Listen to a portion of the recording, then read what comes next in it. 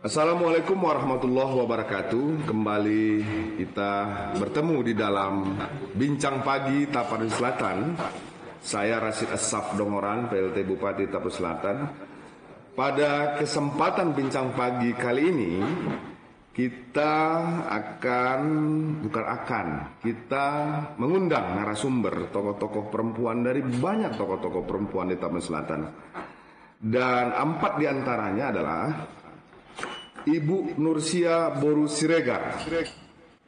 Beliau, Ibu Nursia Boru Siregar ini saat ini adalah camat Batang Angkola. Jadi sudah 2 tahun pernah jadi camat, kemudian pernah jadi kabid di Dinas KB 6 tahun, kepala itu Bu ya, kepala bidang ya. Kemudian pernah menjadi sekretaris camat juga ya. Kemudian ada Ibu Sri Sarlena Boruharap SKM. Sekretaris, saat ini bertugas sebagai sekretaris Dinas Ketahanan Pangan. Ya. Beliau pernah juga jadi kepala bidang ya, di dinas yang sama ya. Kemudian pernah juga di Badan Narkotika ya, BNN ya, nasional Kabupaten Tapanuli Selatan. Lanjut, kemudian ada Ibu Santi. Ibu Santi ini adalah Boru Jawa ya, Boru Jawa. Kalau tadi Boru Rega, Boru Ahab, Boru Jawa. Pengusaha batik Tapsel ya. Ibu yang mimpin. Sudah berapa tahun? 8 tahun ya. 8 tahun. Kemudian ada Ibu Apri Boru Hasibuan. Nah, pengusaha UMKM kue-kue ya. Nah, Ibu sendiri memimpinnya sudah hampir 20 tahun. Usaha kue-kue ini usaha keluarga sudah 60 tahun ya. 60 tahun. 4 narasumber sudah kita undang dan kita akan bicara kepada mereka. Bukan hanya mereka tokoh perempuan di Tapsel, tapi inilah 4 di antara begitu banyak tokoh perempuan dengan sekelumit persoalan-persoalan perempuan di dalam pembangunan. Baik peran mereka di pemerintahan maupun peran mereka di non-pemerintahan. Baik, tema kita pada Bincang Pagi Tapsel ini adalah peran perempuan dalam pembangunan daerah dan kodratnya. Baik, kita mulai dari Ibu Nursia Boru Siregar. Ibu udah camat 2 tahun. Sudah 50-an tahun usia. 52 tahun. 52 tahun. Tapi masih tetap muda saya lihat. Ya kan? Nah, berapa anak Bu? Alhamdulillah 1 Pak. 1 laki-laki atau perempuan? Sudah besar ya? Masih kelas 3 di SMA Plus Pak. 3 di SMA Plus. Suami 1 juga? Alhamdulillah masih 1. Masih 1 juga ya? Alhamdulillah. Jadi Bu, Ibu sudah pegawai negeri berapa tahun?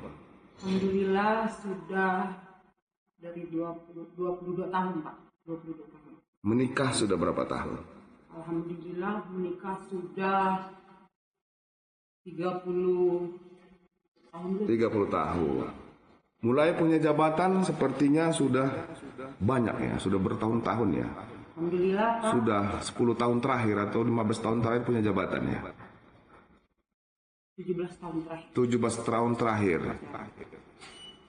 Gimana kiatnya Ibu di usia 50? Kalau begitu, kalau 52 kurang 17 tahun, Ibu sudah memimpin menjadi seorang perempuan yang mengurusin pemerintahan di usia mulai dari usia 30 tahun. 30 tahun, masih sangat singset pada saat itu Bu ya. Masih sangat cantik ya. Boru Regar, mana ada nggak cantik? Topar konongon kalau nggak bilang cantik Boru Regar. Jadi Ibu di umur 30-an tahun sudah ngurusin pemerintahan. Siapa? Ya. Di samping ngurusin pemerintahan sudah mengurusin suami. Coba cerita dulu. Terima kasih Pak. Iya. Sebelumnya kalau untuk yang masalah pemerintahan kita lebih dulu menikah dulu Pak. Menikah dulu. Baru kerja. Baru kerja. Oke. Ya, alhamdulillah untuk memperoleh anak pun itu Allah kasih lama Pak. 9 tahun baru ada. Setelah menikah? Setelah menikah 9 tahun baru ada. Terus di luar daripada sebagai saya waktu itu menjabat sebagai lurah juga ya Pak. Udah lurah waktu itu ya? Di Kecamatan Sipiro. Terus habis itu ya sebagai sebagai lurah, terus naik jabatannya menjadi sekretaris camat juga. Di situ pada saat sekretaris camat, alhamdulillah. Lurah di mana waktu itu, Bu? Sipiro Godang, Pak. Di Sipiro pula lagi ya? Godang, Pak. Banyak kali laki-laki di situ. Gimana Ibu menghadapi laki-laki itu? Bayor Siregar pula lagi di Sipiro banyak. Murah kita ya Pak, murah. Kebetulan kan kita anak boru. Iya. Jadi alhamdulillah apapun ceritanya untuk menghadapi masyarakat itu perlu pendekatan dulu Pak. Pendekatan dulu. Apalagi di Sipiro kental dengan Daniel Natolu anak borak. Iya. Pak. Jadi salah satunya ya harus ada dukungan dulu dari suami. Dukungan yang pertama dari suami penting karena kita berhubungan dengan laki-laki banyak ya Pak. Berhubungan dengan laki-laki banyak? Maksudnya berhubungan, berkomunikasi. Oh komunikasi, saya pikir berhubungan dengan banyak laki-laki. Dosa. Oh dosa. Oh iya. Setidaknya kita kan pasti menghadapi banyak laki-laki. Iya. Atau kalaulah suami cemburuan otomatis akan jadi ya. Jadi abang cemburuan rupanya? Alhamdulillah tidak Pak. Pura-pura itu alah. Alhamdulillah enggak. Kakak kan cantik pada usia 30-an itu. Walaupun apapun ceritanya karena dia adalah pilihan terakhir ya haruslah. Gitu. Jadi pada saat itu menjadi lurah memimpin banyak laki-laki di Kecamatan Sipiro, di Kelurahan Sipiro Godang. Godang Pak. Gimana lah style memimpin pada saat itu dengan pakaian seragam, tak seragam, memimpin gotong royong, perempuan pula masih muda 30-an tahun.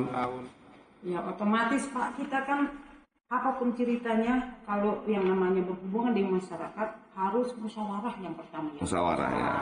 Kalau membuat gotong royong setidaknya kita panggil dulu atau bangun semuanya dari aparat kelurahan kita akan membuat gotong royong, membuat umpamanya salah satunya kebersihan pancur kalau biasanya di situ kan Pak pancuran laki-laki dan perempuan otomatis kita harus buat yang namanya rapat dulu agar masyarakatnya mau untuk membersihkan pancuran. Kalau di situ pancuran Pak cuci piring semua ke pancur dulunya. Tapi alhamdulillah sekarang sudah enggak Pak khusus untuk mencuci. Tapi kalau untuk cuci piring sekarang udah enggak. Jadi kalau ada yang bandel-bandel laki-laki dan perempuan pada saat Ibu jadi lurah dulu umur 30-an gimana caranya? Ya tergantung kita sih Pak menyikapinya menurut saya. Karena kan ada nggak pada saat itu underestimate, anggap rendah terhadap perempuan? Saya smackdown dia Pak. Smackdown lah. Saya smackdown dia kalau nanya sama saya. Ya iyalah Pak, ya kan. Jangan kita kan sebagai perempuan harus punya harus punya bahaya dong. Bahaya dong Pak. Kalau dia umpamanya kan sini. Kalau kita sebagai perempuan harus menjaga harga diri dulu agar orang menghargai. Saya pejabat walaupun perempuan. Bukan disitunya Pak. Jadi gimana? Karena harga dihargai bukan karena pejabatnya, karena sikap kita. Kalau kita menghargai diri kita, insya Allah akan orang hargai, gitu loh Pak. Tetapi kalau kita tidak menghargai diri kita dengan perbuatan kita, otomatis orang lain tidak akan menghargai kita. Itu salah satunya. Gimana cara menghargai diri kita pada saat Ibu memimpin itu? Jadi lurah ini kan pemimpin. Siapa? Ribuan orang itu. Siapa? Setidaknya jadi pemimpin kalau berbicara, yang pertama berbicara harus menjaga etika dulu. Etika, attitude, cara berbicara ya Pak. Kemudian kalau sama masyarakat itu tidak perlu ada janji-janji gitu ya Pak. Ya katakan kalau memang ada, kalau enggak gitu loh Pak. Ya. Menurut saya seperti itu. Itu pertama kali Bu jadi lurah dulu ya, memimpin ya. Oke. Nanti kita gali lagi. Kita geser kepada Ibu Sri Sarlena. Ini sudah pernah jadi kabid, kepala bidang. Iya Pak, pernah. Ini kepala juga ini. Kepala. Kepala. Udah sekretaris Ketapang. Jadi sekretaris. Ini kadisnya kan perempuan juga. Perempuan juga Pak. Biasa kalau perempuan sama perempuan ini agak-agak apa? Lirikan ini. Kan biasa. Lirikan dalam hal yang baik Pak. Iya kan, lirik yang baik. Sudah berumah tangga? Alhamdulillah sudah Pak. Udah berumah tangga. Udah berapa lama berumah tangga? Berumah tangga udah kurang lebih 13 tahun. Anak berapa? 4. 4 orang. Lebih kaya dari Bu Camat. Iya, 4. Berapa? 2 laki-laki 2 perempuan? 3 laki-laki 1 perempuan. Wah, 3 laki-laki 1 perempuan. Suami orang apa? Suku apa? Mandailing juga Pak, Marga Dalimunte. Marga Dalimunte. Oh, Marga Dalimunte. Jadi udah 3 lah Dalimunte dihasilkan ya. Alhamdulillah. Iya. Jadi Ibu Sri Sarlena Harahap ini bisa nggak dijelaskan kepada kami seperti Ibu Nursia tadi, saat Ibu harus membagi waktu antara melayani publik dan melayani suami dan anak-anak. Bisa. Coba silakan. Bagaimana ini sampai berkarir begini? Terima kasih Pak. Iya. Mungkin saya memperkenalkan diri dulu. Perkenalkan saya Sri Sarlena Utami Harahap, SKM, saat ini menjabat sebagai Sekretaris pada Dinas Ketahanan Pangan Daerah Kabupaten Tapanuli Selatan, sekaligus sebagai Ibu Ketua Tim Penggerak PKK Desa. Oke. Iya, kebetulan suami saya Suami Kades. Kepala Desa di Desa Benteng Huraba, Kecamatan Batang Angkola. Oke. Jadi memang, Ini mengurusi karir suami lagi nih ya. jadi saat ini memang peranan saya sebagai ibu rumah tangga, memimpin masyarakat juga, terutama kaum ibu-ibu penggerak PKK Desa, dan sebagai sekretaris di Dinas Ketahanan Pangan. Multi sektoral saya rasa. Banyak kali sudah. Makanya nggak gemuk-gemuk ini, langsing terus. Dan sedikit bercerita, yang pertama mungkin trik yang saya kasih itu komunikasi bersama suami. Di saat ditawarkan untuk menjadi sekretaris itu, yang pertama harus izin suami dulu. Oke. Dan itu adalah trik yang pertama saya laksanakan. Harus izin suami, apapun peningkatan karir yang saya lalui itu harus izin suami. Dan untuk langkah selanjutnya, kemanapun saya bergerak itu harus dengan seizin suami saya. Di mana posisi, telat pulang kerja, apa kerjaan, itu semua alhamdulillah saya izin sama suami. Dan Cemburu nggak Bayu Dalimunte itu? Di awal-awal karir Pak, ada sedikit rasa cemburu, ada sedikit. Iyalah pula istrinya kecil, mungil, langsing, cemburu lah dia. Belakangan sesudah terlibat di pemerintahan ini, alhamdulillah sekarang sudah mengerti pemerintahan itu seperti apa. Dulu kan beliau. Bagaimana mengurangi rasa cemburu dia? Memang kita ini perempuan yang bekerja tidak jauh dengan lingkup dengan laki-laki ya Pak ya. Banyak laki-laki, apalagi dulu saya pernah di BNN. Itu rata-rata semua laki-laki, perempuan itu sangat terbatas. Jadi tips saya itu biasanya saya rata-rata rekan kerja saya yang laki-laki saya kenalkan sama suami saya. Jadi saya kenalkan sama suami saya, dan mereka itu sering berkomunikasi dalam hal apapun. Jadi jika saya bekerja ke lapangan sampai pulang malam itu sudah hal biasa, dan saya selalu izin saya berangkatnya bersama ini. Ada informasi, dan suami saya itu selalu berpesan, jangan sampai saya mendengar ada cerita bahwa kamu di lokasi ini tanpa sepengetahuan saya. HP ini kan ada WhatsApp, itu sudah lebih kurang 7 tahun ya. Iya, Pak. Sudah sering saling periksa HP. Kalau saling periksa kami tidak pernah lakukan, Pak. Oh, saling percaya. Saling percaya. Bohong. Masa nggak ada? Mudah-mudahan, dan HP itu tidak pernah Yakin? di password. Iya, Pak. Di password? Enggak. Oh, nggak di password ya? Oh. Kalau saling mempassword berarti sudah ada rahasia ya? Bisa jadi, Pak. Bisa jadi, ya. Jadi tipsnya adalah selalu permisi sama suami. Iya. Ya, permisi sama suami ya. Oke. Setiap karir juga permisi sama suami. Iya. Tidak mau melangkah tanpa ada musyawarah. Tidak mau melangkah, itu terlampau ideal itu. Enggak Pak, saya memang seperti itu. Mungkin Iya kan? saya dari kuliah. Semuanya perempuan bilang begitu. Alhamdulillah saya memang seperti itu. Oh, alhamdulillah seperti itu. Oke, jadi tipsnya adalah selalu bincang sama suami. Saya cepat berangkat, ada apel nanti mau ada podcast sama Bapak. Oke, iya. Mudah-mudahan lah nanti kita gali lagi. Oke. Kita bergeser ke Ibu Santi. Ini sudah 8 tahun ya? Iya, Pak. Sudah banyak ya buat batik. Sudah, Pak. Berapa anggota? Anggota pekerja batiknya? Sekarang ini ada 7 orang, Pak. 7 orang, perempuan semua? Perempuan, Pak. Gak ada laki-laki anggotanya? Enggak, Pak. Gak dipercaya laki-laki itu? Bukan gak dipercaya, Mau beli Pak. belanja benang, memperbaiki mesin dan sebagainya perempuan? Kebetulan, Pak, proses di batik itu manual semua, jadi kami nggak butuh untuk Nggak butuh laki-laki. Yakin nggak butuh laki-laki. Butuh sebenarnya Pak untuk ngangkat benda berat. Oke. Di lampu. Iya. 8 tahun yang lalu ya mulai batik ini ya. Iya Pak. Mulai dari modal berapa? Saya itu kalau ditanya modal Pak, bisa dikatakan nol. Karena saya memang memulai usaha ini dari nol. Jadi ini usaha saya rintis dari yang nggak ada. Bahkan potensi saya untuk membatik sendiri nggak ada. Waktu itu sudah bersuami? Belum, masih gadis. Tahun 2016 itu saya masih gadis. Iya. Kemudian saya berpikir ke depan, Pak, karena saya secara akademis mungkin nggak seunggul dengan Jangan-jangan lain. suaminya cowok matre itu karena jadi pengusaha ini mau diambilnya itu enggak? Bukan. Pak. Enggak. Suami saya lebih banyak. Oh iya. Bukan hanya sekarang cewek matre, cowok matre. Tengoknya ibu sudah pengusaha mau dia. Enggak ya? Alhamdulillah, Pak. Enggak ya. Udah langgeng lah sekarang ya.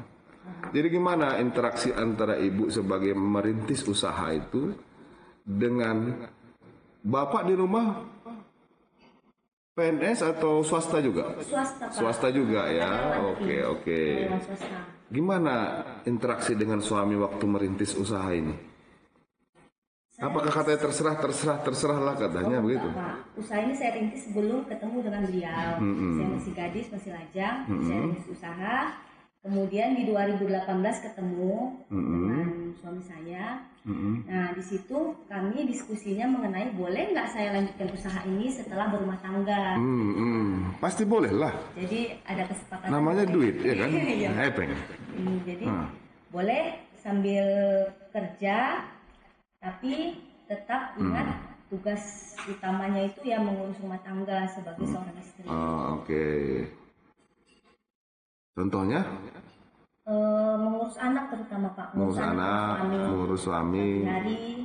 Tapi suaminya kan nggak mungkin dikasih pakaian tiap pagi, enggak kan? Nggak manja kan? Enggak Pak. Nggak manja pula ya? Enggak manja. Paling disiapin pakaian pakai sendiri. Terus bekal Pak, biasa bekal. Bekal. Sebelum pergi kerja suami. Ya, dia terbiasa bawa bekal dari rumah. Itu dibekalin, nanti 5:30 sudah berangkat. Sejak pengantin baru. Iya Pak. Tapi 2 tahun aja nyiapkan itu ya. Menyiapkannya Pak? Enggak Pak, sampai sekarang. Sampai sekarang manja kali lah suaminya itu. Kan sudah ada di lemari, nggak mau ngambilnya sendiri di lemari. Terkadang mau Pak. Cuman ya keseringan itu saya siapkan ini pakaiannya, dia tinggal pakai, terus bekalnya disiapkan, dia berangkat kerja, terus kemudian saya menyiapkan anak. Sampai sekolah? Iya, sampai berangkat. Jadi aktivitas menjalankan bisnis ini di jam-jam berapa? Mulai dari jam 9 Pak. 9 baru ngurusin batik-batik ini? Iya. Apa aja yang diurus di situ? Yang bahan, penjualan, mencari pelanggan gitu ya? Iya, saya bagiannya di pemasaran mungkin Pak. Karena lebih banyak keliling nggak ibu atau di rumah aja? Di rumah Pak. Di rumah, di rumah. Sekarang kan pemasaran itu lebih banyak online ya Pak. Jadi, pelanggan itu sekarang sudah jarang yang ke rumah Pak. Mereka telepon atau WhatsApp, motif apa yang lagi ready, yang terbaru, kita kirim gambarnya, sepakat harganya, kita kirim barangnya. Jadi kalau yang offline ada biasanya untuk pelanggan baru yang masih penasaran, mau lihat bagus nggak aslinya gitu. Tapi selebihnya setelah membeli pertama untuk selanjutnya itu biasanya online. Pernah nggak suami protes dengan kesibukan ini? Kalau protes enggak Pak, paling lebih ke menasehati. Apa nasihatnya? Paling nasihatnya pandai-pandai mengurus rumah tangga dan usaha, bisa membedakan masalah di usaha itu jangan dibawa ke rumah tangga. Pernah nggak bertengkar hebat dong ngurusin ini gara-gara ibu dimarahi suami ngurusin ini, bertengkar hebat? Pernah nggak? Enggak pernah Pak. Bertengkar pernah? Kalau bertengkar pernah. Urusan apa itu bertengkar? Kalau boleh tahu. Kalau masalah bertengkar paling masalah Modal? enggak Pak, bukan masalah bisnis paling. Masalah rumah tangga lah Pak. Ya, janganlah sedih. Enggak sedih. Oh enggak ya? Jadi masalah rumah tangganya ya, masalah ngurus anak, waktu dan sebagainya ya. Kalau tadi Bapak tanya ke ibu-ibu, suaminya cemburuan nggak gitu? Kalau di rumah tangga saya bahkan justru saya yang cemburuan gitu Pak. Biasanya itu masalahnya. Ganteng kali rupanya. Bayu apa rupanya Ibu Santi? Bayu Jawa, Pak. Oh, Bayu Jawa juga. Ganteng kali waktu itu ya. Cemburu ya? Dia nggak cemburu, Pak. Saya cemburu. Ibu yang cemburu sama dia. Jadi cemburu Ibu mengganggu bisnis itulah ya? Nggak mengganggu bisnis, Pak. Paling mengganggu komunikasi aja. Jadi bagaimana lah kalau gitu kita bicara selanjutnya, memimpin 7 orang itu. Mulai dari berapa orang pegawai Ibu? Awalnya itu Pak 1 orang. 1 orang. 2016 itu 1 orang teman. Saya ajari. Kemudian setelah kami berhasil memproduksi, diajari itu yang 1 orang itu? Diajari Pak. Oke. Nah, setelah dilihat dari tidak tahu membuat batik? Iya Pak. Wah, kenapa nggak cari orang yang sudah tahu? Kita kan Pak adanya di Tapanuli Selatan. Batik itu warisan budaya yang pada umumnya dilakukan di Pulau Jawa. Nah, di sekitaran tempat tinggal saya itu Pak kebetulan banyaknya suku Mandailing ya Pak, yang bermarga. Tuh, jadi untuk keterampilan membatik ini jarang yang ada, bukan jarang sih Pak, bahkan nggak ada. Nggak ada, jadi diajari. Diajari. Okay. Jadi saya fokusnya itu memang ke para perempuan Pak. Saya dirikan usaha ini tujuannya untuk memberdayakan para perempuan yang ada di sekitar saya khususnya. Mulai dari 1 orang. Ya. Lalu berapa tahun jadi berapa orang? Kemudian nggak sampai berapa tahun itu jadi 3 orang. Diajari lagi? Ya. Atau yang diajari ini mengajari lagi? Saya yang mengajari Pak. Langsung? Ya, karena kan prosesnya itu ada beberapa proses. 1 orang hanya bisa menguasai 1 tahap aja. Oh begitu. Ya, sampai sekarang jadi 7 orang. 7 orang. Perempuan semua? Iya Pak. Gimana lah memimpin yang 7 orang ini? Itu mulai dari ngajarinya, mulai dari bekerjanya, kan harus berkualitas ini batik ini. Kalau kan nggak banyak pelanggan kan, kalau kasar dia kan, atau melukisnya pun sembarangan. Gimana triknya? Itu Pak, sebenarnya kesulitannya bukan saat mengajari, tapi saat mengajak. Kalau untuk para ibu-ibu rumah tangga, kan kami fokusnya ke ibu rumah tangga nih, supaya dia habis selesai urusan rumah tangga nggak diam di rumah, dia harus harus menghasilkan, harus produktif. Itu pandangan saya pertama. Nah, mengajak itu yang sulit. Ketika dia mau, itu mengajarinya gampang Pak. Karena batik ini kan apa alasannya sulit ngajak orang? Tapi dia dibilang nanti dapat duit. Kalau ini kita dapat duit, ya kasih yang manis-manis, tapi sulit juga diajak. Apa? Kenapa? Kalau alasannya pertama saya nggak bisa katanya. Saya nggak bisa. Nggak bisa apa itu katanya? Nggak telaten. Oke. Nggak telaten. Yang penting mau aja dulu, saya bilang gitu. Kalau udah katanya nggak mau, mungkin saya nggak bisa ajak. Tapi kalau dia nggak bisa, ayo saya ajari terus gitu. Nah, setelah diajari, iya dia udah ngerasa, oh iya ternyata mudah. Ini tinggal untuk mengasah keterampilannya, ini perlu diulang. Gitu. Nah, dia yakin, setelah dia yakin, ya dia belajar sendiri Pak. Walaupun belum banyak penghasilan. Iya, belum banyak penghasilan. Tapi kan penghasilan dia awalnya nol Pak. Dia nol penghasilannya, kemudian dia. Bagaimana membuat teknik Ibu bicara dengan mereka meyakinkan bahwa ini akan berpenghasilan? Awalnya kan kalau orang kan gampang aja, nanti ada uang tambahan, itu kan gampang, semua orang bisa ngomong gitu. Tapi meyakinkan orang mau, itu bagaimana komunikasi Ibu pada mereka? Awalnya mereka yang melihat Pak, saya mulai, saya buat sendiri tuh batik dari proses awal sampai akhir. Saya menghasilkan sebuah batik, saya jual. Kemudian saya ajak seorang teman, saya sudah berhasil jual batik 3 buah, uangnya segini. Nah ini kembali ke modal, ini uang saya sendiri. Saya bisa menghasilkan uang segini dalam waktu 3 hari, saya bilang. Ayo, saya ajari membatik, nanti kalau laku batiknya saya kita bagi hasilnya gitu Pak. Kan ada sifat manusia, udah berkembang dia aja makin banyak duitnya, kami yang kerja ini kayak gini-gini aja. Pernah nggak ngalami itu? Itu istilahnya pecah kongsi. Dengan anggota ya Pak? Dengan anggota yang berpikir. Iya, pernah nggak berpikir gitu? Saya rasa enggak Pak. Karena saya mau mengatakan ke teman-teman kalau memang ada keluhan, ada yang nggak enak di hati, sampaikan gitu. Nah, caranya saya mengatasi itu Pak. Caranya? Di akhir tahun itu ada kami namanya bagi hasil. Bagi hasil itu dari keuntungan 1 tahun itu dihitung semua pengeluaran, terus dihitung HPP, laba, segala macamnya itu. Nah sisa hasil usahanya itu kita bagi rata Pak dengan teman-teman. Nanti Nanti di akhir tahun kalau memang Jadi bukan hanya dikomunikasikan, tetapi juga diaplikasikan di akhir tahun. Inilah uang kita. ya Jadi banyaknya orang ngomong nanti kita ibu-ibu berpenghasilan katanya. Tapi akhir tahun kosong juga kan begitu. Nah kalau ibu tekniknya adalah ada bagi hasil. bagi hasilnya kepada pengrajin-pengrajin yang mitra itu tadi ya. Oke, kita ke Ibu Apri Hasibuan. Nah, ini urusan kue-kue nih. Berapa jenis kue kita di sana? Kurang lebih 22 macam. Ya, Pak. Kue apa aja lah itu yang paling Yang paling terkenal itu panggelong, Pak. Panggelong. Satu lagi?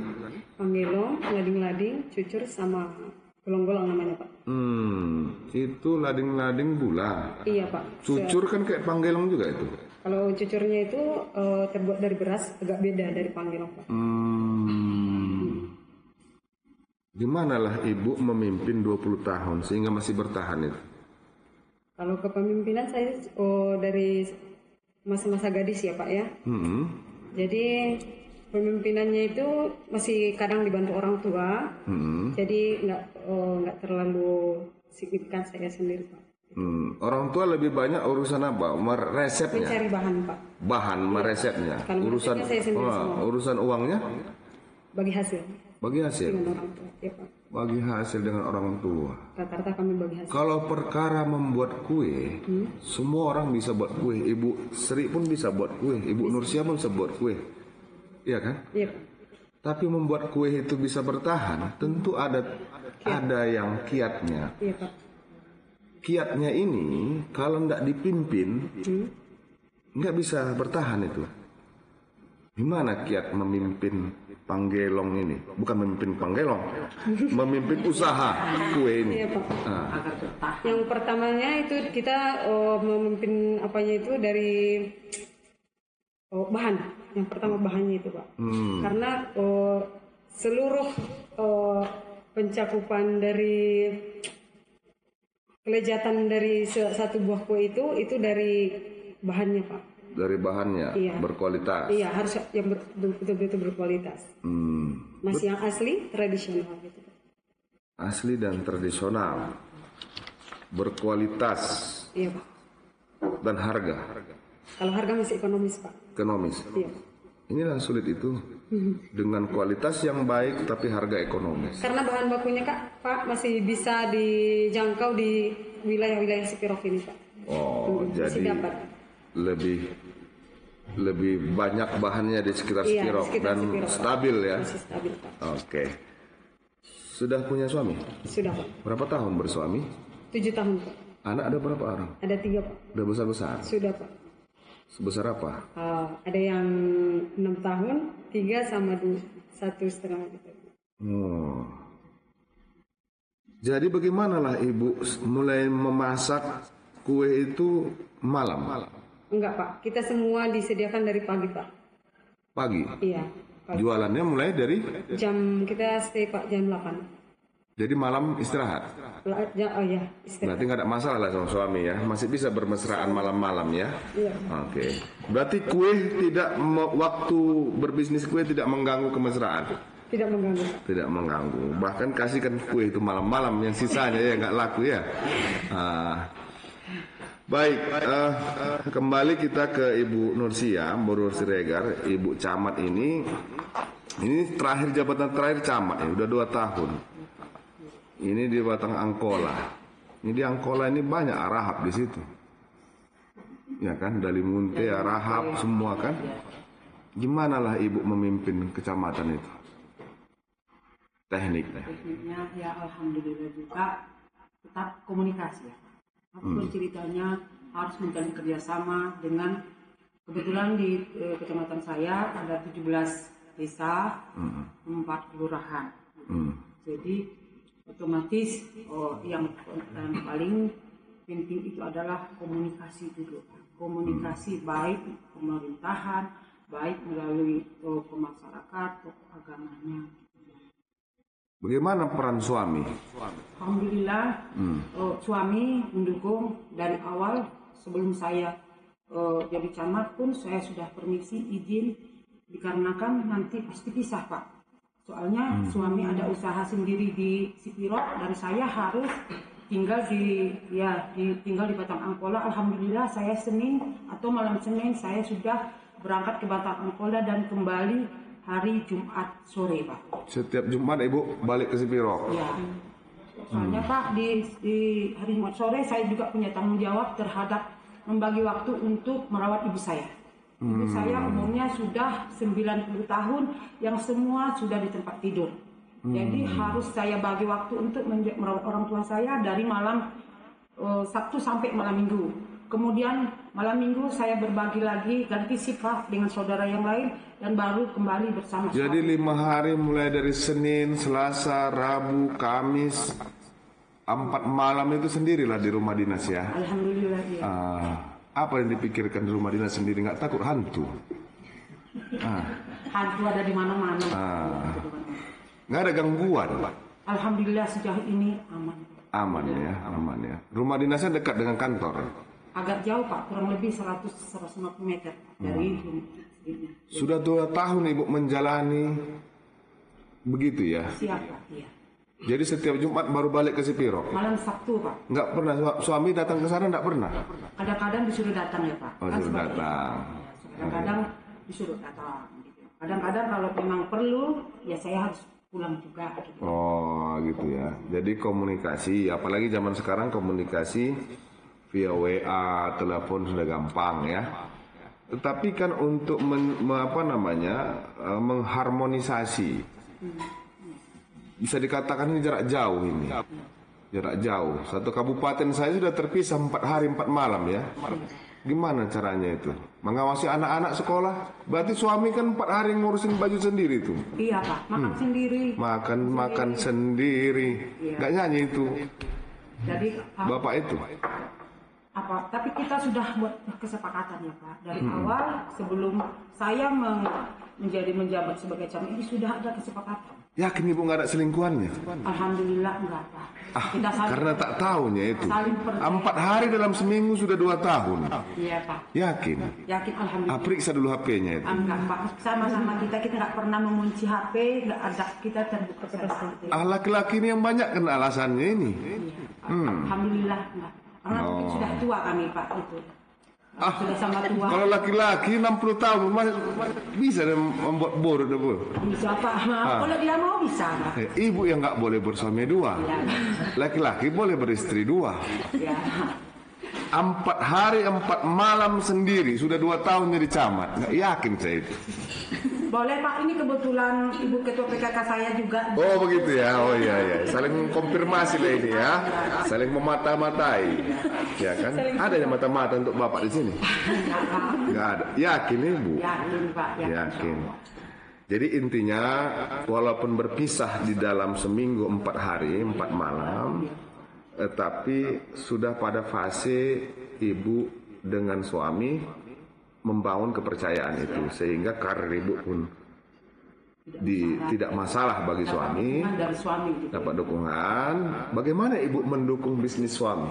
Alhamdulillah sejauh ini juga saya ada anggota juga ya Pak untuk usaha pelaminan dan teratak, ya kan Pak. Jadi sampai saat ini suamilah yang mengkoordinirnya, tapi tidak lepas daripada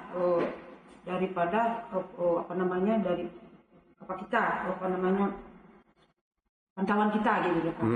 Apabila ada Karena sensitivitas perempuan terhadap uang dan bisnis itu lebih tinggi ya, untuk ekonomi keluarga ya. Jadi peran Ibu juga ada juga kepada suami untuk bisnisnya ya. Ada Pak, alhamdulillah ada. Sampai saat ini kita juga memberikan kepercayaan kepada suami untuk mengolah usaha yang kita punya ini, dan suami juga mempunyai anggota gitu ya Pak. Ada anggota yang mengurus teratak dan pelaminan. Pernah nggak Ibu kursus kepemimpinan perempuan begitu? Sampai saat ini alhamdulillah enggak. Belum pernah. Berarti otodidak ya? Otodidak ya Pak. Otodidak ya? Otodidak ya? Tanpa kursus kepemimpinan, Tidak ada tapi otodidak melihat situasi begitu ya? siapa. memimpin ekonomi keluarga, memimpin pemerintahan, ditambah lagi situasi 4 hari 4 malam terpisah sama suami, sama anak juga ya Pak. Sama anak juga. Anak kan di SMA plus dia Pak. Bagaimana ibu meyakinkan anak itu sayang pada ibu atau ibu sayang pada anak-anak? Karena ini anak-anak ditinggalkan tunggal pula lagi nih. Alhamdulillah kita tetap menjalin komunikasi Pak. Apapun ceritanya sekarang sudah canggih Pak. Bisa sudah pakai video call, sedang apa, sudah sholat, nak, sudah makan. Jadi perhatian kita tidak harus kita berdekat. Berapa usia anak? Anak 17 tahun Pak. Nah itulah, berarti pada usia 15 tahun, ibu sudah bertugas jadi camat. Iya Pak. Berpisah dengan anak. 2 tahun sudah. 15 tahun itu kan, itu usia rentan. Usia rentan, dan dia merasakan 2 tahun terpisah dengan ibunya setiap minggu. Dan dia merasakan tidak seperti anak-anak remaja lainnya. Gimana ibu memastikan dia merasa equal dengan remaja-remaja 15 tahun yang lainnya? Atau perasaan ibu aja ibu sudah memperlakukan dia yang baik? Sampai sejauh ini Pak, alhamdulillah hubungan komunikasi antara anak dan ibu terjalin. Antara dengan anak saya terbuka dengan anak Pak, baik itu masalah dia, apalagi usia 15 tahun masa rentan, yang namanya di situ remaja yang merasa dirinya paling hebat, paling semua tingkat mau bergaul juga tinggi pada saat itu. Rasa ingin tahunya tinggi. Bagaimana kita sebagai orang tuanya, saya orang tuanya memberi pengertian kepada anak dan kepada anak saya, buktinya seperti ini Pak. Umpamanya si Boru ada yang mau kenalan, dikasih tahu ya mama, dikasih sambil tahu sama mama. Jadi kita curhat Pak. Satu lagi yang perlu kita ketahui dan ibu-ibu tahu harus di seluruh Indonesia, saya sampaikan Pak. Bagaimana kita menanyakan baik untuk yang laki-laki juga, anak sudah datang bulan apa belum? Perlu itu Pak. Saya sekarang banyak sekali remaja-remaja Pak di SMA di mana-mana itu yang kecolongan. Jadi bagaimana kita peran orang tua, walaupun orang tuanya yang pejabat, walaupun ibu rumah tangga. Kadang-kadang orang tua yang ibu rumah tangga yang tidak mengetahui bahwa anak-anaknya itu sudah permainannya di luar batas. Jadi bagaimana kita sebagai orang tua memperlakukan anak itu sebagai kawan buat saya. Saya seperti itu Pak. Jadi saya keluh kesah sama dia. Dia pun harus keluh kesah, harus terbuka dengan saya, dengan ibunya. Salah satunya masalah pacar. Tapi itu Pak. Jadi dia sekarang alhamdulillah belum pacaran. Jadi datang sebagai orang tua, mama carikan aku pacar gitu. Iya. Itu peran ibu memimpin keluarga sebagai seorang ibu. Siap. Kan sebagai seorang ibu. Sampai begitu dia bertanya ya. Soalnya kan gini ya Pak, apapun ceritanya dia tahu bahwa waktu mamanya tidak sebanyak orang tua yang lain gitu. Bahkan bertemu pun belum tentu sekali seminggu, belum tentu bertemu Pak. Bisa saja sekali sebulan baru bertemu. Tapi jadilah hubungan komunikasi yang baik dengan anak, kasih pengertian mamanya bahwa sedang bekerja dan tugasmu sebagai anak, tugas mama terhadap anak memberimu fasilitas sedaya mampu mama memberikan pendidikan yang terbaik buatmu. Dan tugasmu sebagai anak belajar, sholat, tunjukkan bahwa kamu bisa seperti anak-anak yang lain. Oke. Ya, itu tugas ibu sebagai seorang perempuan, kodratnya perempuan dan seorang ibu terhadap anak dan terhadap suami. Kalau saya geser, kodrat ibu sebagai pemimpin di kantor kecamatan dan memimpin kades-kades, gimana ibu meyakinkan kepemimpinan ibu itu pada level sedang atau sudah tinggi? Sampai saat ini kita nggak bisa yang menilai kita, bukan kita yang bisa menilai ya Pak, bahwa saya ini sudah sedang, saya sudah tinggi. Kita yang bisa menilai. Itu kembali kepada baik itu kepala desa dan lurah. Tapi sejauh ini Pak, alhamdulillah komunikasi khususnya kami Kecamatan Batang Angkola itu 21 desa dan kelurahan semua akur Pak. Alhamdulillah. Alhamdulillah kami akur sampai saat ini secara pemerintahan. Secara pemerintahan. Oke. Jadi ibu merasa sudah sebagai perempuan mampu setara dengan camat-camat yang laki-laki? Alhamdulillah sudah, Pak. Sudah. Ya. Apa yang laki-laki kerjakan saya sudah lakukan. Sudah lakukan ya? Sudah lakukan, Pak. Tidak ada hambatan ya? Alhamdulillah tidak ada hambatan sampai saat Tak ini. namanya unggaki saja ada buru regar Ron. Memang gimana ya Pak, tipe dari Bororegar ini bicaranya keras, tapi hatinya lembut. Ya kan Ibu Ketua? Soalnya ini. Iya. Tidak ada dendam. Tidak ada dendam. Pokoknya bab. Ya, Pak. Jadi Bubab. kepemimpinan saya. Kalau dendam terserah orang lain tuh, gitu ya. Jangan sampai dendam. Kita pun berbicara itu apa adanya. Kalau memang harus dimarahi, marah. Pada saat seorang camat, Ya, harus seorang camat. sebagaimana camat laki-laki lainnya, Ibu mampu. Mampu Pak, Alhamdulillah. Apabila kalau memang kepala desanya wajib dimarah, ya saya marah Pak. Tetapi kita tidak dimarah di tempat yang aneh gitu loh. Oke. Saya akan panggil dia, saya akan bicarakan sama dia. Kalau memang saya harus marah, saya marah gitu. Misalnya kepala desanya, dari beberapa orang kepala desa itu kan ada gestur agak menolak. Gimana trik Ibu? Sekarang kita pendekatan lagi Pak. Kembali kepada pendekatan. Apa sebenarnya? Apa kendalanya? Di mana? Saya pun sebagai atasan belum tentu saya wanita sempurna, pemimpin yang sempurna. Pasti ada salah. Keterbukaan. Saya sebagai kepala pun, kalau memang saya salah, saya boleh minta maaf. Harus minta maaf kepada bawahan saya. Apabila ada yang merasa mereka tersinggung akibat daripada perbuatan saya. Tapi saya akan panggil juga. Panggil, saya tanya apa masalahnya, di mana kesalahannya. Nah, jadi otomatis dari segi membuka koordinasi yang baik, otomatis sampai saat ini berjalan dengan baik. Artinya di bumi Tapanuli ini, seorang pemimpin camat perempuan atau seorang pemimpin perempuan dengan pemimpin laki-laki, nggak ada masalah, walaupun keras-keras katanya di sini ya. Nggak ada masalah, mampu ya. Alhamdulillah mampu Pak. Mampu Apa ya. yang laki-laki kerjakan, saya kerjakan. Buktinya ya Pak, salah satunya. Kalau di Pulau Jawa kan, baik Bu Camat, tak laksanakan. Kalau di sini kan, di ruang rapat dia olo. Habis rapat, gesturnya kan melihat penolakan. Pernah nggak Ibu marah-marahin? Saya akan panggil Pak. Panggil. Saya kembali panggil. Kita otomatis harus menjaga wibawa seseorang. Iya Pak. Otomatis saya panggil kepada desa. Berarti peran seorang camat, walaupun Ibu seorang perempuan, bisa sebagaimana camat-camat laki-laki lainnya. Alhamdulillah Pak. Sampai saat ini sejauh ini masih bisa. Salah contoh ya Pak. Kenapa perempuan bisa dijajarkan dengan laki-laki? Tengah malam hujan turun, curah hujan tinggi. Jadi otomatis saya tanya kepada kepala desa saya, bagaimana dengan daerahmu? Banjir tidak? Izin Bu Camat, banjir. Saya sebagai perempuan tinggal sendiri. Kemudian alhamdulillah karena saya bisnya nyetir sendiri Pak, saya berangkat malam-malam, saya langsung ke TKP. Di situ ada kemudian di sini Pak ini deh. Meninjau rumah Malam-malam kan? malam-malam ini Pak, ini, Pak. Sampai selutut ini Pak. Jadi bagaimana menyamankan masyarakat, menyabarkan masyarakat atas musibah yang terjadi gitu loh. Jadi alhamdulillah sampai saat ini tidak ada masalah. Ya masalah ya. Walaupun ada yang meninggal, ada yang bencana alam. Iya Pak. Oke, kita bergeser ke Baru Arahap, Sri Sarlena Arahap. Ini lebih banyak karirnya adalah memimpin program-programnya. Iya. Bukan memimpin masyarakat, tapi memimpin program. Bagaimana sebagai kepala mulai dari kepala seksi, ya kepala seksi apa dulu? Waktu di Ketapang Pak, saya kepala seksi konsumsi dan keamanan pangan.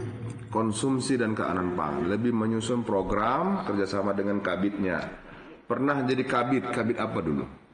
Kalau kabit Pak itu tadi. Itu ya, oke. Konsumsi dan keamanan pangan. Sampai jadi sekretaris. Oke. Jadi lebih banyak berinteraksi dengan staf-staf ya. Staf-staf, iya. Mulai dari bagaimana penganggaran, ya, bagaimana membaca dokumen, bagaimana menyesuaikan dengan membantu kadisnya supaya anggaran itu bagus ya, dan lain-lain. Gimana Ibu memainkan peran kepemimpinan di situ? Karena kan staf ada laki-laki, ada mungkin lebih pintar dari Ibu. Begini Pak, yang pertama mungkin karena saya tidak instan, saya rasa jadi pejabat saya bilang ya, saya melalui mulai dari staf, kepala seksi, kabit sampai alhamdulillah saat ini diamankan jadi sekretaris. Alhamdulillah melalui tahapan-tahapan itu, insya Allah saya memahami setiap pekerjaan apa yang saya laksanakan, mulai dari proses penyusunan anggaran sampai administrasi pun saya laksanakan, mulai dari pertanggungjawaban itu saya insya Allah memahami dan saya tidak pelit akan ilmu Pak. Jadi semua saya berinteraksi, bergaul, tidak membatasi siapapun itu di kantor. Contohnya mungkin adik-adik THL di sana saya tidak membatasi bergaul dengan saya dan insya Allah tetap loyal sama atasan. Nah, jadi saya ini berusaha selalu tahu posisi saya itu sebagai apa. Nah, tidak mungkin walaupun saya sebagai sekretaris mungkin saya bilang sebagai orang nomor 2 di instansi itu, saya tidak mau menjadi pemimpin tertinggi. Saya masih tetap menghargai pimpinan saya, masih ada kepala dinas sebagai pengambil keputusan terakhir maupun kebijakan yang ditentukan di dinas kita ini. Selain itu untuk masalah program dan penganggaran itu saya selalu komunikasi terbuka dengan para kabit. Jadi apa yang kabitnya laki-laki banyak ya? Saat ini di Ketapang itu yang terisi 1 Pak, 1 kosong, lagi kosong, ada 2 bidang dan itu laki-laki. Kasubag umumnya perempuan, kasubag programnya perempuan. Jadi Ketapang ini sarangnya perempuan ini Pak ya? Sarangnya perempuan, laki-laki. Mentang-mentang masalah pangan, perempuan semua diisi. Perempuan. Ya, makan ini perempuan memang yang jadinya.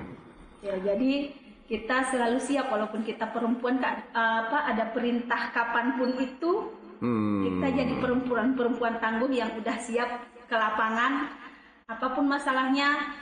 Karena Pak Prabowo di dalam Astacita, ini tantangan bagi pejabat perempuan ya. Dalam Astacita itu ada yang kedua tentang ketahanan pangan melalui bidang lain-lainnya. Ketahanan pangan ini menjadi salah satu astacita. Dan Ketapang ini adalah bisa dikatakan ketahanan pangan ini dibilang pemikirnya. Kalian kan Ketapang bukan urusan tanam-menanam padi. Iya, Pak. Atau tanam-menanam cabai. Iya. Atau nanam apa ada karena ubi rambat. Ubi kayu. Bukan. Tapi mereka Ketapang ini adalah suatu OPD yang memikirkan bagaimana proyeksi ketahanan pangan, apa saja yang dibutuhkan. Ya. Jadi itulah membedakan dinas ketahanan pangan dengan dinas pertanian. Jadi kalau itu ketahanan pangan berarti Ibu Sri Sarlena mengurus urusan apa ini? Urusan bulog katanya. Urusan padi mempadi, nanam padi, nanam apa namanya cabai dan sebagainya. Bukan. Tapi bagaimana kalian itu memikirkan hulu hilir tentang ketahanan pangan? Begini Pak, berbicara ketahanan pangan itu ada 3 pilar yang harus kita laksanakan. Iya Pak. Yang pertama itu ketersediaan pangannya Ketersediaan sendiri. pangan. Yang kedua keterjangkauannya sendiri. Keterjangkauan. Dan yang ketiga itu pemanfaatannya. Pemanfaatannya. Inilah yang biar ketahanan pangan ini kokoh. Jadi dari seluruh sektor. Iya. Perikanannya, untuk kebutuhannya dan sebagainya iya, ya. Pak. Jadi gizinya. Nah, itu nanti kalau kita ke arah gizi itu di sanalah kita nanti berbicara tentang pemanfaatan pangannya. Bagaimana kita ini masyarakat bisa memanfaatkan pangan itu dengan baik. Baik itu dari segi gizi, keamanannya sendiri, keberagamannya sendiri. Apakah itu makanan yang kita konsumsi itu baik dan sehat dan bermanfaat untuk tubuh kita. Nah, untuk ketersediaannya sendiri, inilah peran berkolaborasi dengan Dinas Pertanian dan Perikanan. Bagaimana hasil produksi pertanian sehingga pangan di negara kita ini ada, dan ini nanti akan berkoordinasi juga dengan Bulog sebagai stakeholder terkait untuk masalah ketersediaan ataupun penyimpanan bahan pangan kita. Untuk keterjangkauannya sendiri ini kita harus bagaimana akses masyarakat untuk memperoleh bahan pangan tersebut. Inilah berkaitan dengan nanti akses jalan, ketersediaan air. Jadi ini tidak bisa berbicara sendiri, kalau ketahanan pangan tidak bisa berdiri sendiri. Banyak stakeholder terkait sehingga tidak terjadi kerawanan pangan di Tapanuli Selatan. Ya, bisa jadi kadis ini nampaknya. Mantap. Dari penguasaan teorinya ya kan.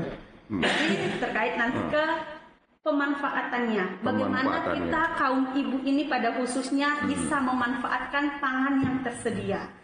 Oke. Bagaimana cara pengolahannya, bagaimana makanan itu tidak rusak akan gizinya.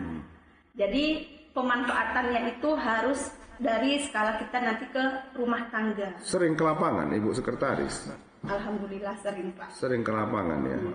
Nggak capek ke lapangan? Takut hitam dan sebagainya di Udah terbiasa Pak. Sudah terbiasa? Malahan saya lebih jenuh Nggak di takut, kantor. nggak takut di apa? Kata suami udah jelek nanti katanya. Kata Pak Kades nanti. Enggak Pak, alhamdulillah enggak. Iya ya.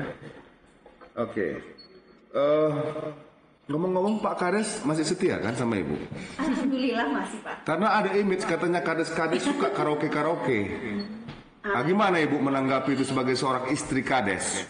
Begini Pak, kalau berbicara tentang sebagai ibu PKK desa, Ini kan katanya, bukan saya menuduh. itu memang ada isu seperti itu.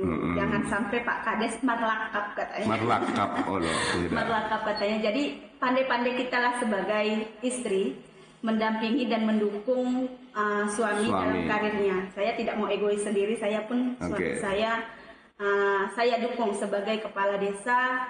Dan masalah isu-isu di luar terkait kepala desa tergantung kita menyikapinya seperti apa. Nah, jadi sejauh ini alhamdulillah suami saya belum pernah saya dengarkan ada isu miring. Oke, alhamdulillah. Jangan, iya Pak. Dan saya selalu siap sebagai pendamping dan saya selalu komunikasi dengan pimpinan saya sendiri jika ada saya dibutuhkan perannya di masyarakat sebagai ibu ketua tim penggerak PKK desa. Dan jika ada misalnya perjalanan dinas ataupun soalnya Pak Kades ini katanya sering keluar kota, kalau memang saya wajib mendampingi akan saya dampingi. Dan saya tidak memaksakan jika tidak ibu PKK diundang tidak perlu, saya tidak mengambil posisi saya harus ikut. Saya percaya sama suami saya seutuhnya apapun yang dilakukan. Percaya seutuhnya. Prakteknya percaya 50% dong. Sebagian kan ada 90%. Jangan 100%. Pak Kadesnya berangkat, istri harus ikut. Saya tidak mau seperti itu. Saya percaya. Yang jelas Pak Kades suami percaya 100% sama Ibu. Alhamdulillah. Ibu percaya 99% sama Pak Kades suami. Kemana Pak? 1%-nya jaga-jaga. Oke. Ibu Santi, ini kan suami karyawan swasta ya, di perusahaan swasta. Ibu sendiri berwira swasta. Nah, di usia sekarang udah 40 ya? Saya Pak, saya 35 Pak. Oh, masih muda. Masih muda. Bagaimana Ibu meyakinkan bisnis Ibu ini sudah 8 tahun bakal maju? Apa yang akan Ibu lakukan sebagai pemimpin dari usaha Bati ini? Apa cita-cita Ibu? Meyakinkan ke diri saya dan teman-teman. Iya. Atau sekedar jalankan sajalah begitu? Enggak Pak. Kita itu menjalankan usaha bukan sekedar jalan saja. Kita punya cita-cita ke depan yang awalnya saat ini hanya memproduksi batik.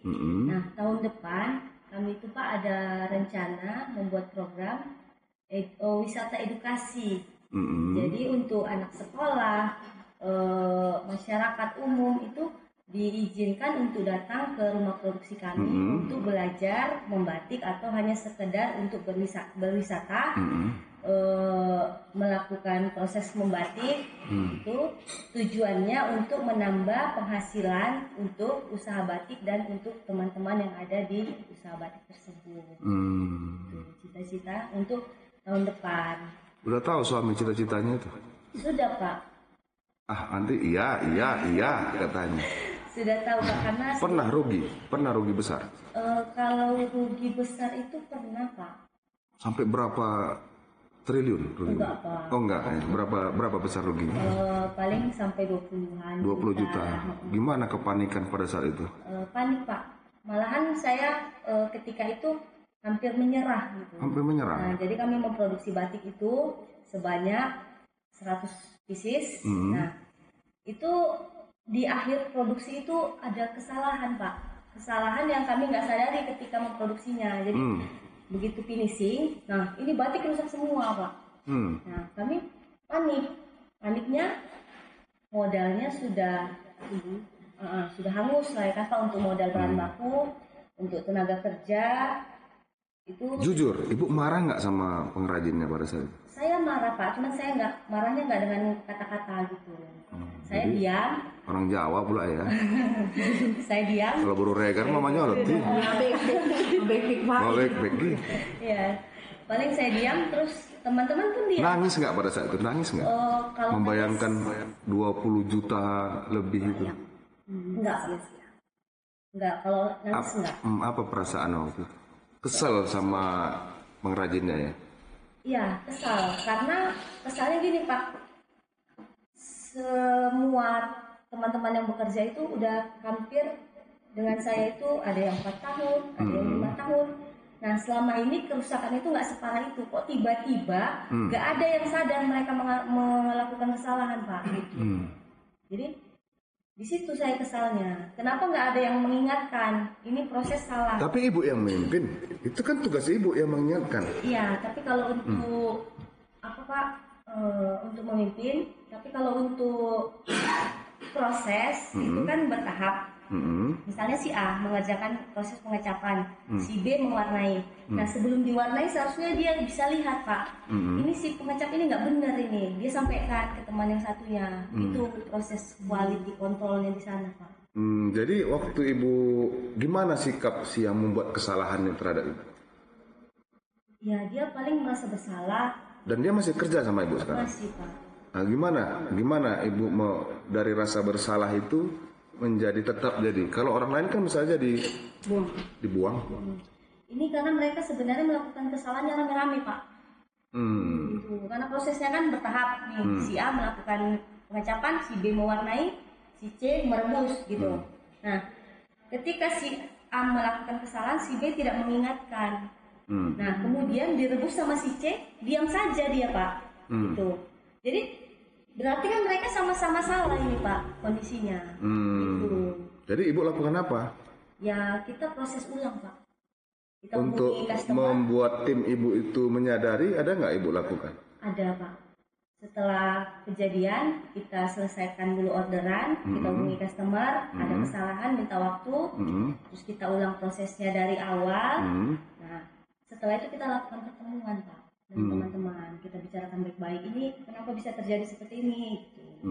Ya memang teman-teman ada saling menyalahkan, iya ini gitu kan. Nah, jadi kedepannya jangan lagi seperti ini, kita sama-sama udah dewasa, saya bilang gitu. Kita sama-sama cari uang, jangan kalau misalnya ada kesalahan lagi itu diakui. Jangan. Ibu yang mengucapkan itu? Iya Pak. Mereka ngakui nggak kesalahannya? Ngakui Pak. Saling menyalahkan nggak di antara mereka? Awalnya saling menyalahkan, tapi saya bilang kita udah sepakat quality control itu antara kita. Nanti di finishingnya setelah packaging baru itu quality controlnya dari saya. Gitu, Pak. Pokoknya sampai Teletubbies berpelukan masing-masing, menyadari itunya ya? Enggak? Berpelukan nggak? Bersalaman. Bersalaman. Sampai ibu menyarankan bersalaman lah, jangan saling menyalahkan ya. Kalau uang bisnisnya, suami ikut campur nggak pembukuannya? Enggak Pak. Tapi uang suami campur Ibu ya? Iya Pak. Oh, berarti betul lah yang dikatakan orang ya kan? Uang suami adalah uang istri. Nah, inilah fakta ya sekarang. Jadi bukan hanya ada gium. Jadi itu tadi ya? Iya. Oke. Ibu gitu juga? Uang suami, uang ibu nggak uang suami ya? Iya Pak. Oh iyalah ya. Berarti bukan isu selama ini itu ya? Bukan isu ya selama ini ya? Fakta rupanya itu ya? Oh iyalah Pak. Ibu camat memang betul ya? Sama ya. Sama ya, aduh. Berarti bukan isu, saya pun gitu juga ya rupanya. Ya kan? Bukti transfer tetap harus diperiksa. Tetap Pak. Gaji pokok, tunjangan, perjalanan dinas, kena audit. Jadi sebagai suami, saya harus pandai-pandai. Tidak saya buat punya perjalanan dinas, padahal perjalanan dinas. Nah, buatlah rekening 2. Satu rekening pentransferan pembayaran perjalanan dinas, satu gaji dan tunjangan. Supaya dia senang, 3 kali perjalanan dinas, 2 yang saya transfer balik ke dia. Senanglah dia. Kutipu dia satu perjalanan dinas. Ketahuan lah nanti sama ibu Pak. Udah ketahuan lah ini. Karena seperti itulah. Karena ya namanya kita kan butuh bersosialisasi. Boleh bang, boleh. Memang betulnya itu. Tapi ketika tetap laporan juga. Nah itulah memang perempuan ini bagus itu supaya terkontrol semuanya kan karena untuk kebaikan bersama. Ibu Apri Ibu Apri ini kan usaha turun-temurun. Jadi usaha turun-temurun, kenapa ibu terpilih? Apa dasar ibu memilih Ibu Apri Hasibuan memimpin ini? Kenapa nggak anaknya yang lain? Karena saudara saya semua laki-laki, Pak. Oh, begitu. Ya. Kalau kecenderungan memasak itu kan lebih ke perempuan. Tunggal, anak perempuan tunggal. Iya, Pak. Oke. Dan ibu sendiri sudah 20 tahun. Jadi ibu masih mendampingi urusan resep. Masih, Pak. Resep dan memasak-masak. Quality controlnya lah ya. Iya, Pak. Ibu lebih banyak urusan manajemen uangnya. Manajemen uang sama pengolahan, Pak. Pengolahannya. Ini yang belinya ini dari sekitar Spiro atau para musafir penjala atau sudah ngirim juga keluar? Kebanyakan Pak itu dari perjalanan mau ke Medan, Pekanbaru, Padang dan sebagainya gitu Pak. Karena kita jalan lintas.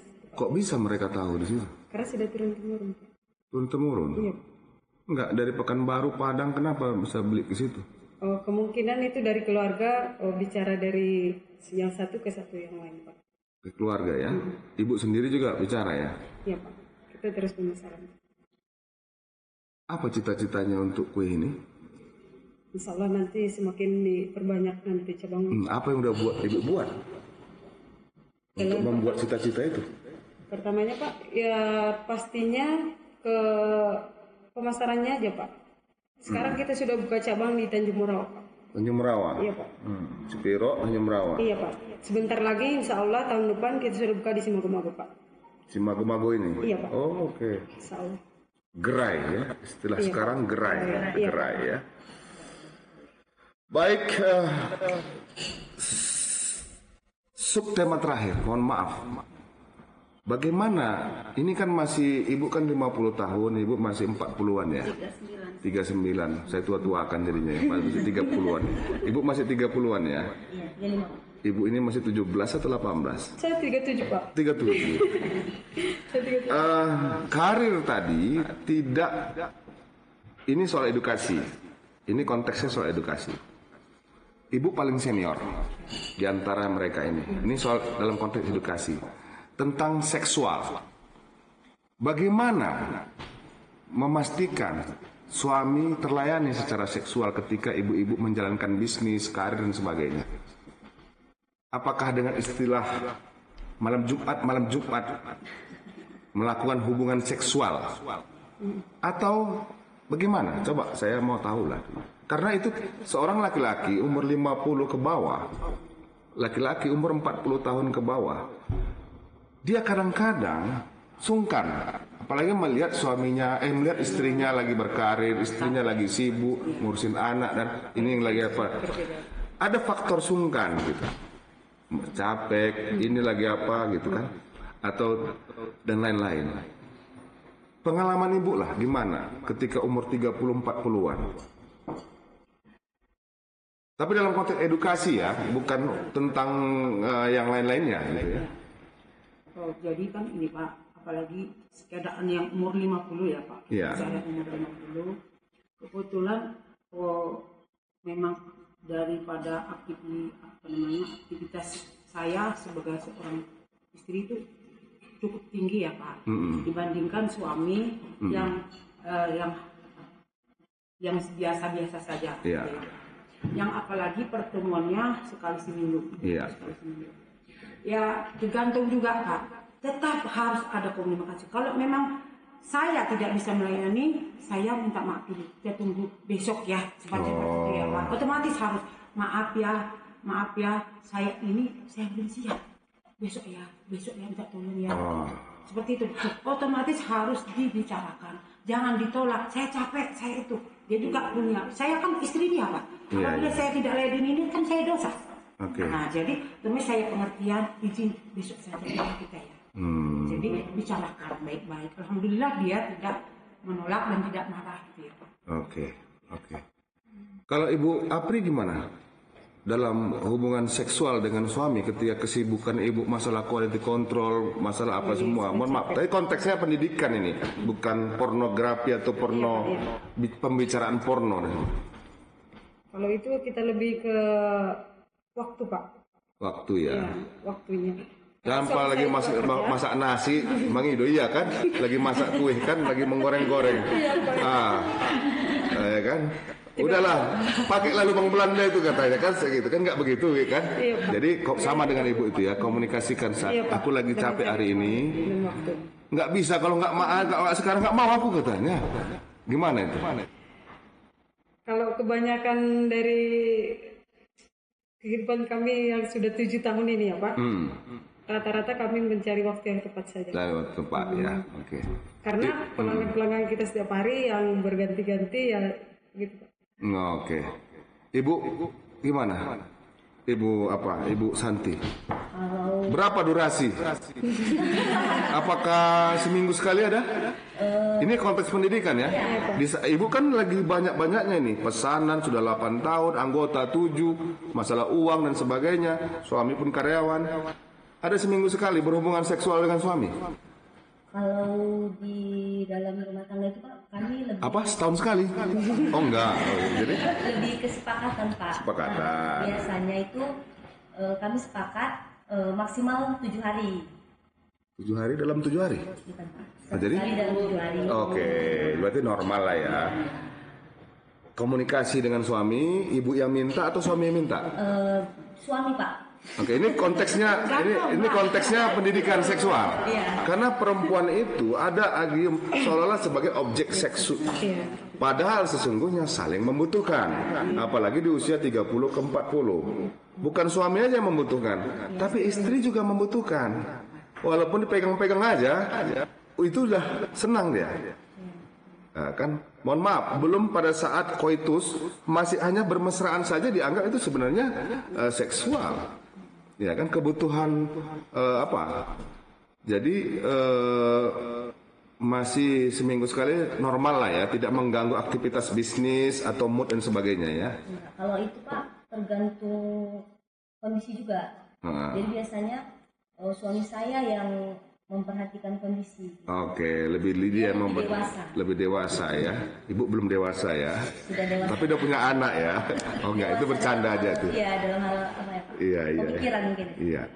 Ibu Sri bagaimana? Hampir sama ya? Hampir sama saya rasa, Pak, yang pastinya komunikasi dan waktu. Jadi kita lihat situasi dan kondisi, mungkin sama-sama mengerti, sama-sama beraktivitas, tidak ada yang stay di rumah, tidak ada yang diam. Mungkin memang saya lebih banyak aktivitasnya di luar dibanding suami, karena suami kan stay di desa. Stay di desa ya. Karena saya sering jarak tempuh yang jauh dari rumah ke Sitiro, kurang lebih 50 km lebih. 50 km, ya. 1 jam ya? Iya, Pak, saya tinggal di Batang Angkola. Saya pandai-pandai ngatur waktu lah, Pak, gimana biar fisik saya tetap alhamdulillah sehat, rumah tangga tidak ada kendala, pekerjaan juga lancar.